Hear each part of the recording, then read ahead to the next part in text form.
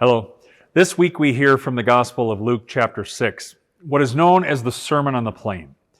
Many are familiar with the Beatitudes that we hear from the Gospel of Matthew. Blessed are those that are poor in spirit. Blessed are those who mourn. This text, though, from the Gospel of Luke is also often called the Beatitudes, but it's talking about something maybe a little bit different. What we hear from this text is known as the Beatitudes to the Gentiles. Jesus is teaching along the shores of Galilee, and the crowds have started to follow him, seeking miracles and Jesus' power to heal. We have to remember that the text tells us that there are people from all over the region that have come because of what they have heard and have come to get some of that healing for themselves. These people are not just Jews, but are people from all walks of life, all walks of cultures, and all religions. So in this teaching, Jesus speaks into the crowd's excitement for bodily blessing. He says, blessed are the poor, the hungry, the sad, and even specifically, blessed are those who take abuse for following him. But then, unlike the Beatitudes of Matthew, Jesus speaks woes to the crowd. Woe to you who are rich, you who have received your consolation. Woe to you who are full, who are happy.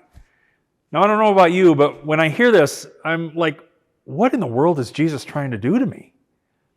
At first glance, it would seem that he's telling me that I need to make myself poor or hungry or sad before I can know God's blessing.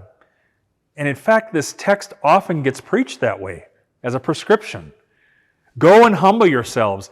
Give away all of your possessions and your pleasantries. And that's not at all what Jesus is doing. What Jesus is speaking into is where we put our trust.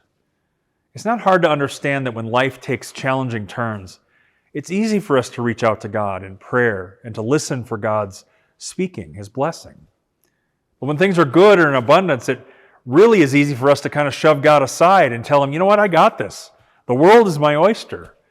I really don't need you anymore. In fact, this is exactly what the devil wants you to do.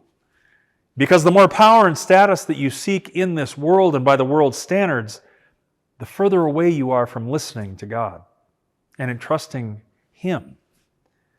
Living life this way is usually death-dealing and not life-giving at all.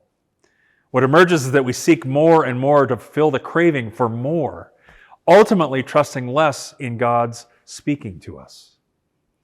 So come and join us this weekend as we hear Jesus speak again into our lives. We gather on Saturday night at 5 p.m. and again on Sunday morning at 9 and 11. You can catch us on live stream on our website or on our YouTube channel. And as always, you can worship with us at 11 o'clock on KSFY on Sunday morning. Come and gather with us as we receive this good news again. And that is to know that you are blessed. I'll see you in church.